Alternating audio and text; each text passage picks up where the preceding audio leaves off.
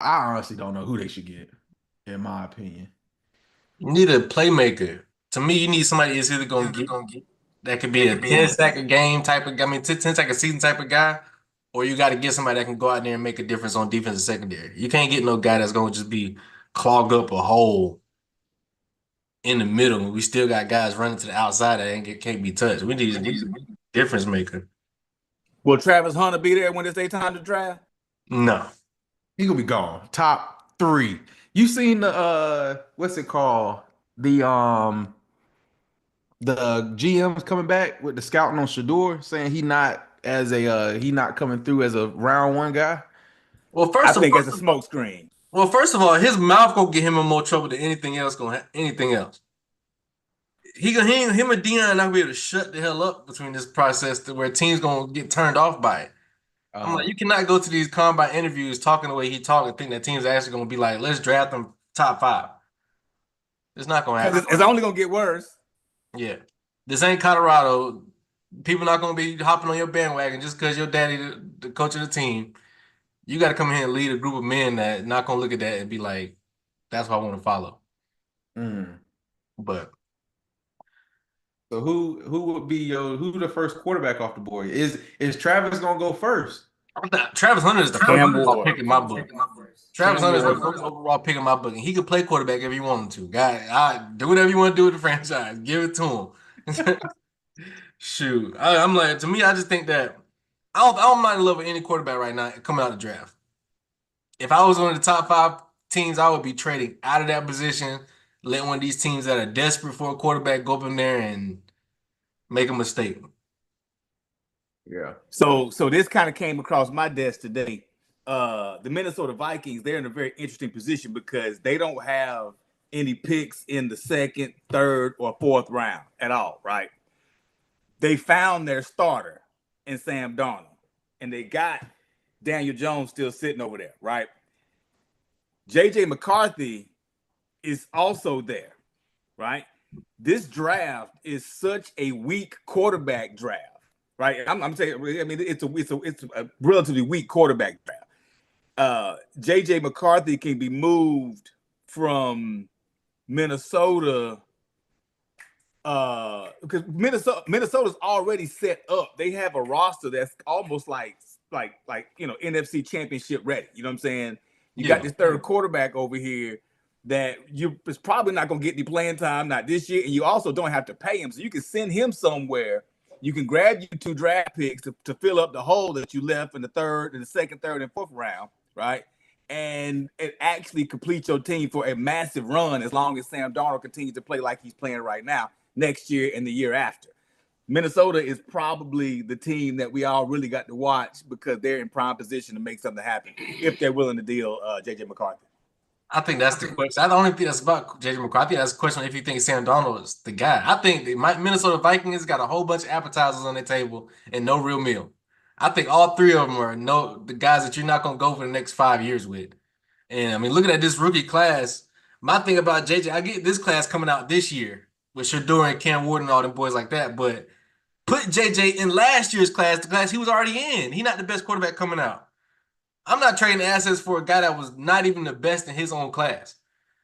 And based on how everybody played in that rookie season last year with the rookies that came out, you got a high ceiling to even catch up to as just an overall player. I think the best thing for JJ McCarthy is just ride out the Sam Darnold train. I'd be like, listen, I'm not trying to go nowhere. Y'all got to figure out what y'all gonna do about Daniel Jones. I don't know why y'all got him in anyway, but he good for this season. After that, let's do Sam Darnold. If he'll sign back, I don't think he's gonna sign back to him. I think there's too much money on the table somewhere else, desperate team like how Falcons did Kirk Cousins. Like somebody's gonna offer me too much money type deal. But to me, I think the Minnesota Vikings are gonna be. I would say franchise tag them and then let JJ get another year behind Sam and go from there because I don't think any of them are that great. But the situation they're in is interesting. The situation is interesting. For sure. Yeah. All right. Well, let's hop into it. Hey, thanks everybody for tuning in. Let's get straight to it. We're here for the semifinals for the college football playoffs. We got first up Thursday, which is a weird. I mean, these days are getting crazy for how they holding these games on. But Thursday, 7:30, We got the Orange Bowl, which is Penn State and Notre Dame down in Miami. I think this is where this is at. Notre Dame, as of right now, which is Tuesday, is a 1.5 point favorite.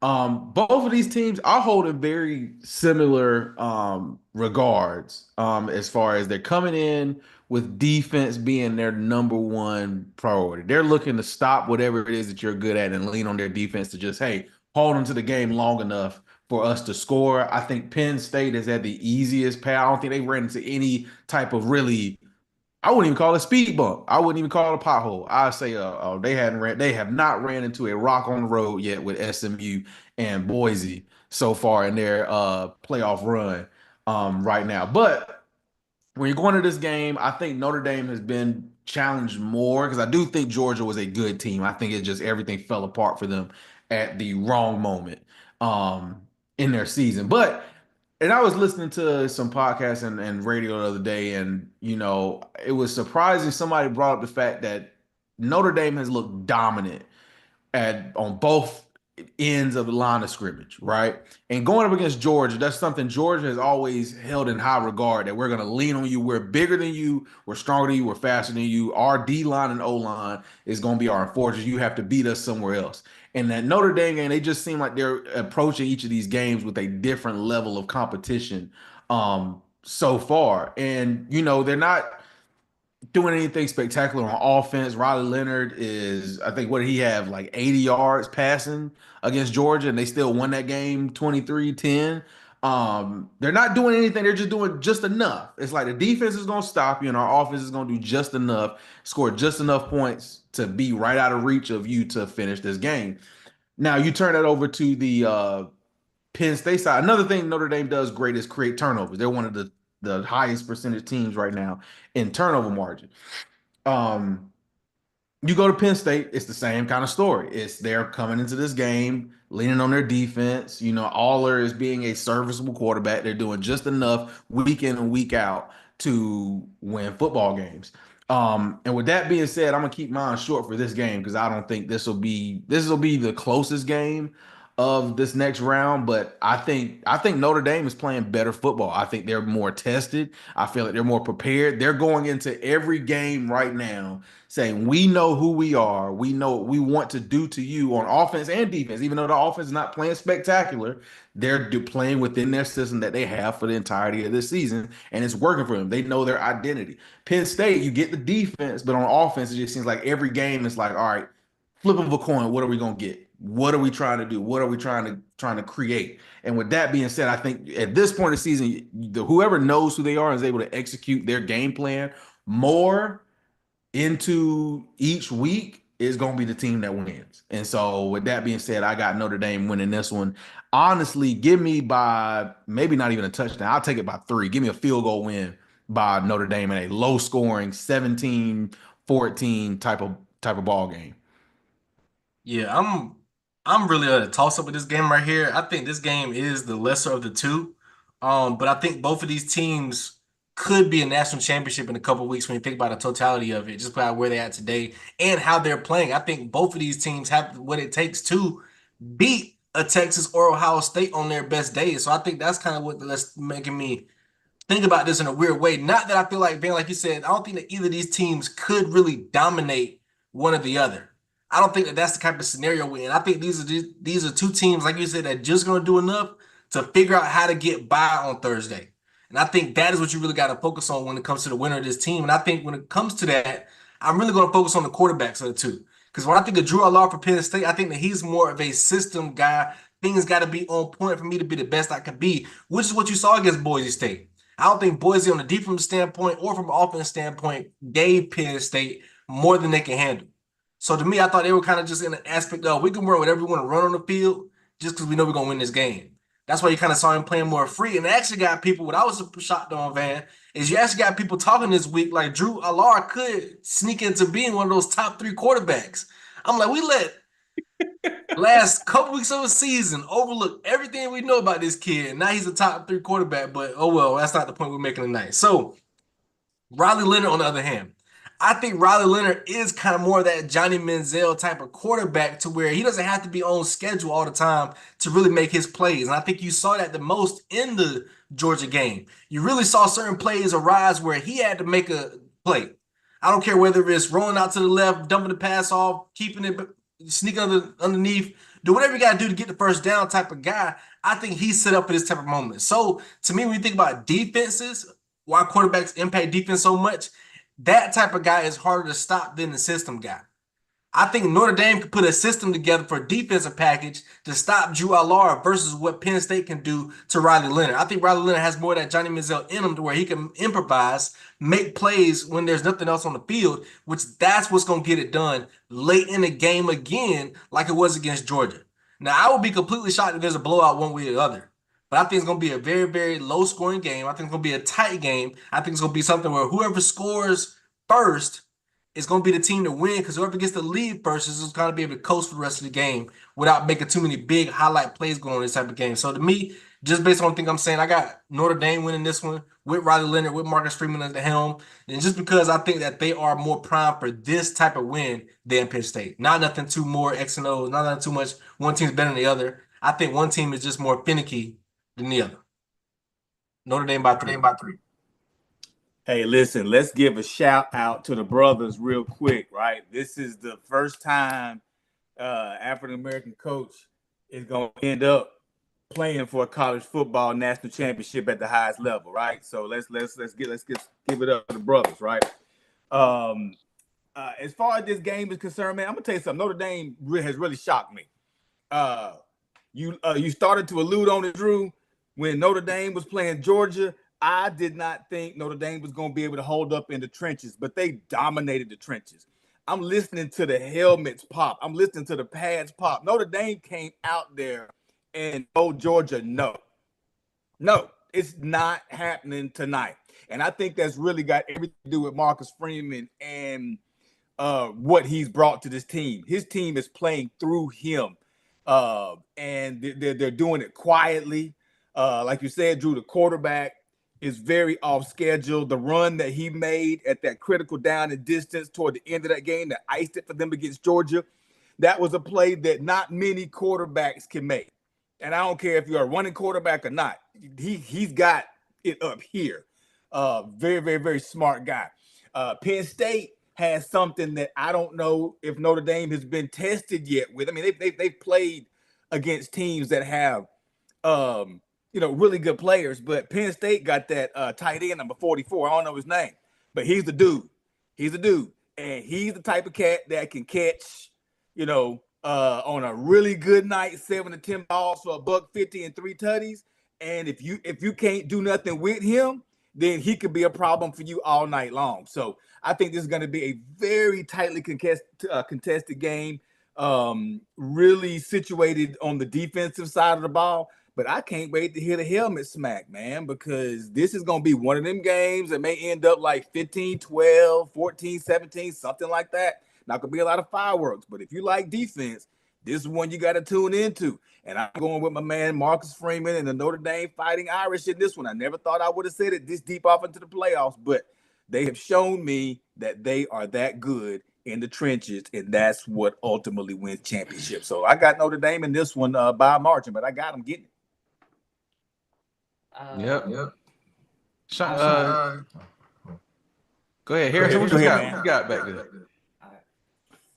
I think Notre Dame is more built for this moment more than Penn State. Notre Dame, they've been like challenged more than like Penn State. Penn State, they played like SMU. They played, and then Boise. Notre Dame has played Indiana. They're okay, and then they've played Georgia.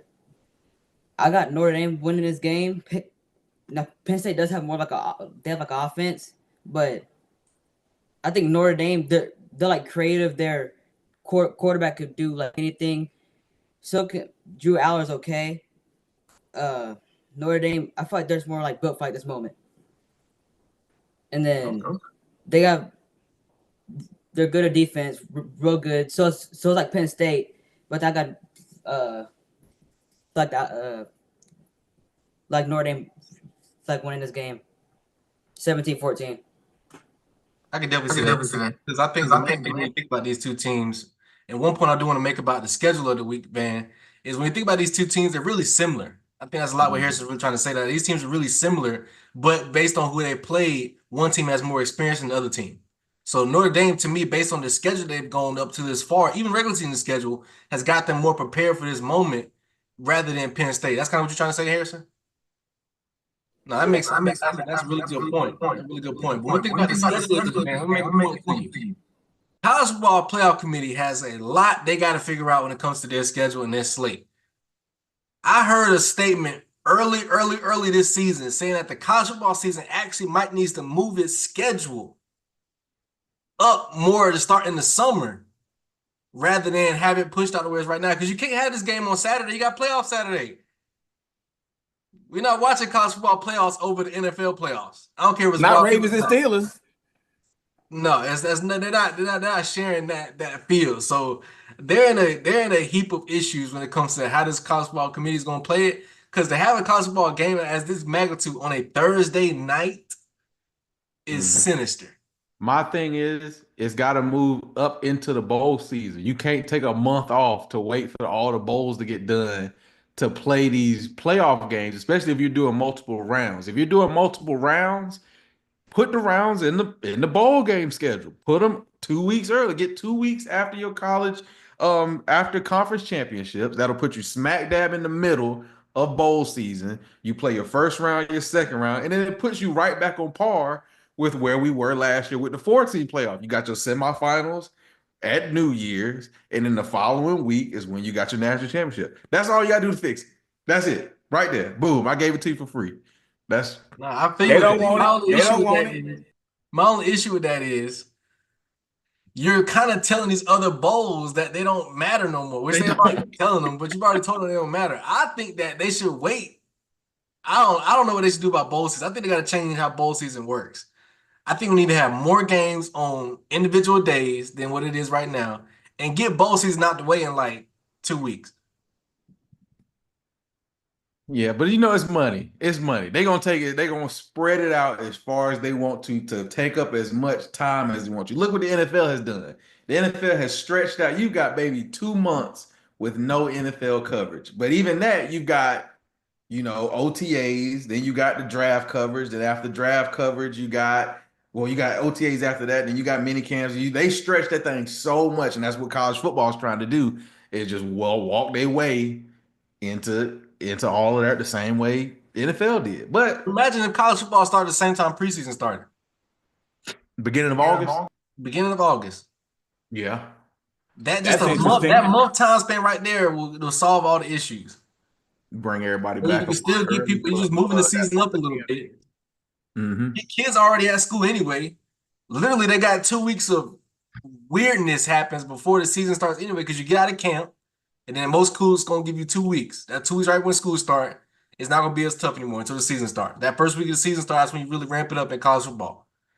But Yeah, there's a lot of times why you see all these kids going to that first you know, NFL game. You see a lot of kids is moving around at home for whatever the holiday is around that time, and they're just like they just doing whatever you want to do. That's like y'all need to start the season way earlier for college football. It'll end on time. It'll end before the playoffs start. NFL wise, and we're gonna have so much chaos in sports. Everybody trying to make all these rules to get mhm, more viewership to outmatch each other, and it's never gonna happen. yeah, NFL is king, I think, over all sports right now. But And it will all it always will be. And you cannot go up. You cannot go up against them. It's been proven that you try to go up against the NFL, your ratings are going to suck. Period. And yeah, you talk about NFL playoffs now. No, yeah. I hear you. But hey, moving on to our next game. It's Friday. This is we got Ohio State taking on Texas in Dallas, AT&T Stadium for Cotton Bowl. Texas, I mean, Oklahoma, not Oklahoma. Lord, if I can talk straight, Ohio State. If they're coming into it as a 5.5 point favorite, I'm gonna tell you right now, that number too low. This is gonna be a straight up and down B2A belt to ass whooping that Ohio State is getting ready to do to Texas. Texas has been lucky in their first 2 rounds, and I've said this watching both of their games. They should have lost versus Clemson, that team from up north. We should have lost. They should have lost to them, and then they should have lost to Arizona State. They got lucky in both because Texas has been doing this mess all season where they get up on the team in the first half, go to sleep at halftime, and let everybody battle back in them in the second half to come and try to win the game. They should have lost the first round, and they should have lost against Arizona State. With that being said, I said it after the Tennessee game in the playoffs with Ohio State. Ohio State looks like the best team left in college football. The level that they are playing football at, offensive and defensively, is on a completely another level than everybody else. This is the team that everybody talked about at the beginning of the season when they were going through the transfer portal and everything, that they were bringing all these guys in, Josh Downs, your Junkins, all of this kind of stuff. Will Howard has been serviceable. He's doing at the point right now what he's being asked to do: deliver the ball to the playmakers and let them go to work. Jeremiah Smith is looking like he could go top 5 in the draft today. The dude is not. You cannot stop him. And for a Texas team who's had coverage issues, it's a mismatch made in heaven for Ohio State. And I'm telling you right now, this game, I do not see it being close at all. Another thing that's bad that's going in Ohio State's favor for Texas. Texas is a team right now that prided themselves on their pass protection, right? They were top, I think, 15 ranked. Arizona State went into that game in the 120s in every type of pressure and pass rush statistic. They got to the quarterback 3 times and had over 8 tackles for losses in that game. I'm telling you right now, it could not be a worse recipe for Ohio State. I'm saying all this right now. I'm telling you, I see it happening right now. This game is going to be. It might stay close for a minute, and it might not. It could be just like what happened in the last 2 games for Ohio State with Tennessee and uh, Oregon, where within the first 9 minutes, 8 minutes of the game, you could be looking at 14, 17, 21, nothing. And the game is over. They just out there running practice at that point in time. But I give me Ohio State big in this game. I ain't even gonna give a score. It's gonna be a big. It's gonna be a drubbing over there in Dallas, Texas. Got you on that one. So stick with me for a second. The 12-team playoff, right? If there's ever been an advocate on why the 12-team playoff should work, it's Ohio State. Because to me, I really want to ask your opinion on this. Do y'all feel like if it was last year, Ohio State would even be in the playoffs? If the same season happened last year, do y'all think Ohio State would be in the playoffs? No, where they don't make they lose to Michigan, and on top of that, they don't play in their conference championship game. Got you. They 100%. no, They no. lose to Michigan and don't play in the conference championship, and they do not make the playoffs in a 14 playoff. So giving a team like Ohio State, who to me has had the most pressure out of anybody this season when it comes to what you should do at the end of the year, it's Ohio State. They've had so much pressure on what they should have been doing just because they went out and spent this money on this roster. Now, I get it. A lot of these guys are homegrown. They've recruited guys that have been Ohio State, but they went out in the transfer portal, and this is a new team than it was last year. I don't care what anybody want to try to say about that statement. This is a brand new team than it was last year. I don't care if you had one new player or 10. It's not the same team it was last year. So, giving a team like this a second chance ignited something in Ohio State that I feel like has been missing from that one big team in college football this year. We haven't had that truly just dominant football team this year, no matter who you want to bring on the table. Oregon was undefeated until last week. I don't think that they were just that dominant team. The reason why I'm picking Texas in this one right here is because they can match up with Ohio State better than most people that have run up against Ohio State thus far. Y'all can bet me on it if y'all want to. I pick Texas's roster over Oregon outside of head coach. I picked a roster over Oregon outside of head coach. I picked a roster over Tennessee. So I don't care about really the matchups thus far. I'm going to care about this matchup right here. Texas, to me, is the only team left in the field of play that can compete with Ohio State. Now, to me, Ohio State is only in a position because they got a second chance. Let's look at how they got in this, how they needed a second chance because of the downplay of their quarterback. If Texas can get pressure on Will Howard, get this team off balance on the aspect of their timing get knocked off, Texas has a true path to beating Ohio State. And it's through playmakers. Now, to me, now we think about how this is going to happen. There's only been two teams. There's only been one team this year that gave Texas 2 losses, and that's Georgia. And Georgia in both of those games looked like that top tier level opponent to beat Texas. It's going to take that same type of performance from Ohio State to do that. I don't think they have it in them third time in a row. I just don't think they have it. I think they're going to run into a position where they're going to have mental fatigue from just how long this season's been. And this game is going to be more hard hitting and close than it is going to be a barn burner. And just by what I've seen from Texas this year, I think if they can be the team that has less turnovers at the end of the night, they're going to be the team that wins this game. I think they truly have what it takes to win this type of game. I think they're built for this. I think they have the experience. I think taking a lot of kids that experienced what they experienced last year in this same type of moment, they're ready to get over the hump than it was last year, rather than fall back on their face like they did last year to Washington in the semifinals. So I think Texas is primed for this game. I think it's going to be really, really low scoring. I say the first to 20 wins the game. And I don't think it's going to be no 27. I think it's going to be like a 21-24 type of game. And the field goal is going to be something that can get somebody over the top. But I think both these teams are going to be really, really strategic on how they're going to play each other. And I think Texas is going to be the team that's going to prevail just because they've been in this situation before more than Ohio State. Man, I would love to know that what you just said was going to actually happen. And I'm rooting for the Horns, man. Like I said, it's SEC, even though they're a new entrant, have y'all in the conference. This is an SEC show. You know what I'm saying? We want y'all to move on through. Now, how we gonna figure out how we gonna do this? So I thought about this. I'm like, okay, if I'm Steve Sarkisian right now and I'm sitting down in the room with my defensive coordinator saying, "Hey, man, what you gonna do to stop him? What's your plan? What's your plan?" Both them guys got to be like, you got foe. You really got to stop him. You got him. You got him. You got him. You got him. And then when you go and you sit down with your offensive coordinator and say, "Hey, how you gonna score against that defense?" Quinn can't just lay that ball out there on them deep balls like he been doing. They gonna snatch them up out the air. He got to throw the ball on the rope, like what I'm saying. Like he got to have more control. And you kind of like, ooh, can he do it? I don't know.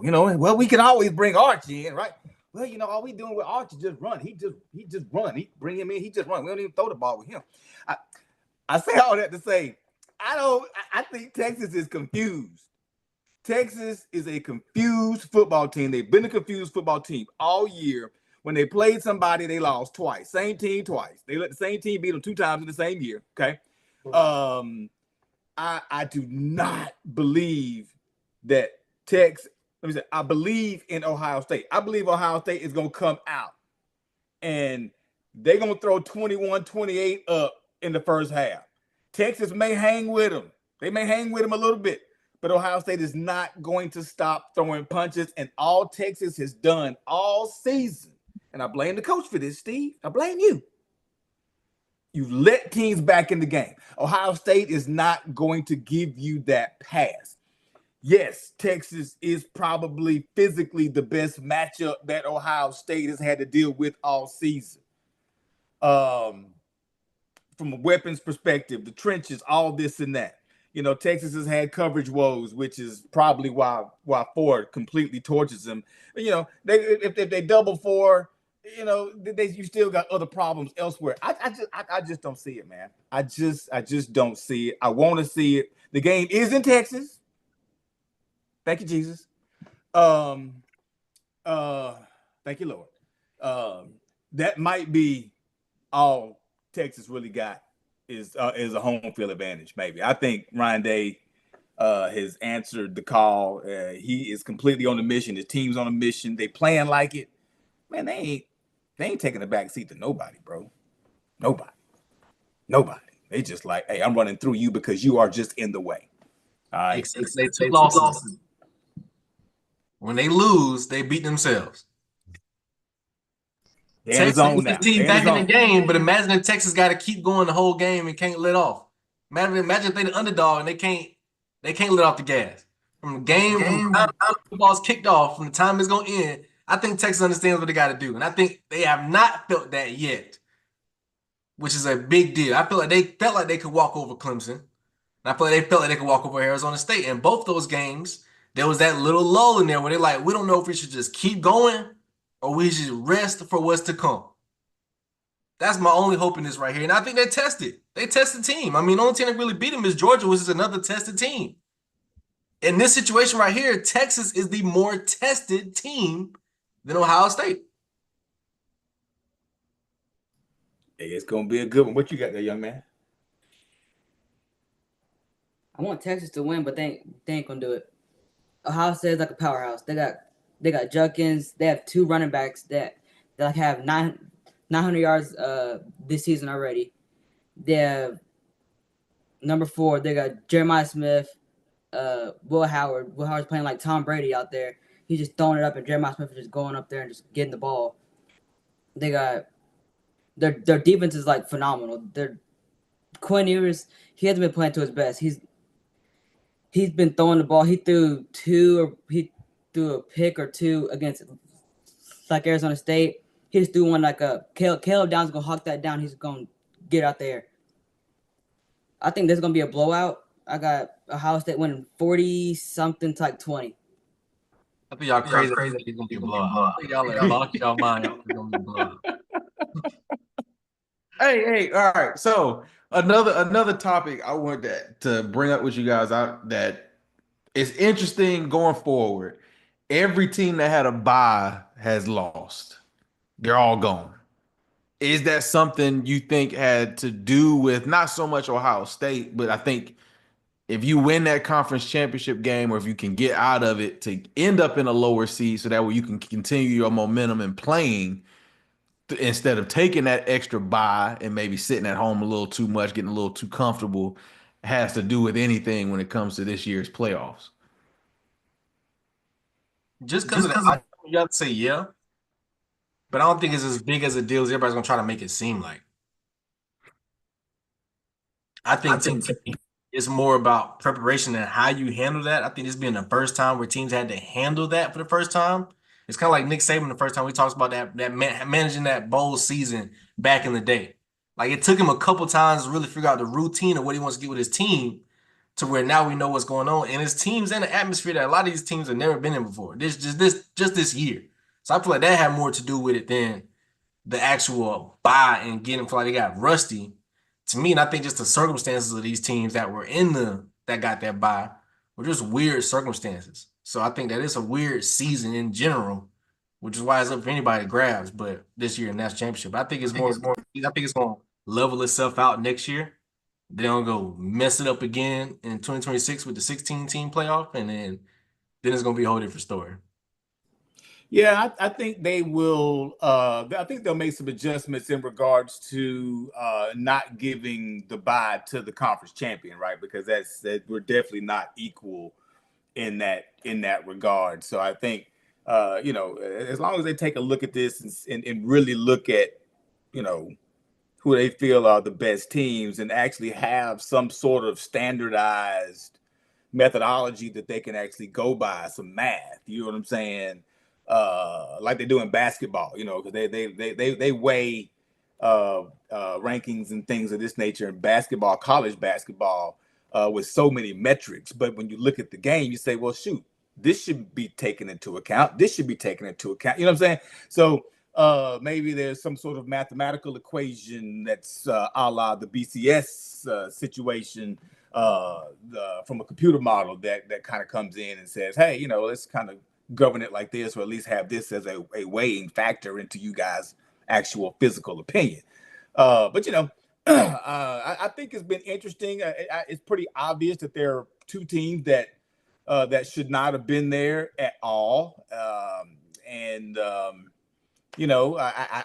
You would hope that you go into a playoff type situation and you can at least say, hey, I think at least at least the 12 that we got, all of them, I think at some point in time, but barring certain circumstances, could probably win the whole thing. You know what I'm saying? You want 12 of the best, right? And we just didn't necessarily have that this go around. I'll be honest with you. I would have loved to see Ole Miss in. Looking at knowing what I know today, you know what I'm saying? Forget Bama, Carolina, but bring Ole Miss down into this equation. And I think Ole Miss might be playing Thursday or Friday. You know what I'm saying? But that's just my opinion. But anyway, yeah, change needs to be made. But it's been entertaining to me. Yeah. It's been entertaining. I think it's even more entertaining if you get a couple more big names in there, like an Ole Miss or something like that. I think that, it's a couple more games that will bring a little more eyes to it. Just because when you think about a Penn State versus a Boise State, when you think about a Notre Dame versus SMU, when you think about some of these teams that actually played, it's like some of these teams, Notre Dame versus Indiana, like those four teams right there, five teams, are just not that attractive when it comes to college football in late season because they never really been here before in late season like that. Maybe once in a blue moon, but when you get teams that have been here and they get certain fan bases that have been here, it's gonna get more attractive, more interesting. Which that's what they really got to figure out is how do we still have it where everybody feels like they're included but also still have those big brand names that are going to attract what we need to attract. And I don't think adding more teams is going to be the solution. Going to 16 to me is just it's just rough. This is gonna be a rough process right there. But man, I think right here we're in an interesting time span in college football. They got to get a handle on NIL before I think they get a handle on really how this college football is gonna get play out most of the time. But for what we got right now, man, I think we got good teams. I think we got really good teams in the Final Four. Yeah. I'm with you. Well, hey, we'll see how these games turn out. Circle back around for our national championship coverage next week. And we'll catch y'all next time.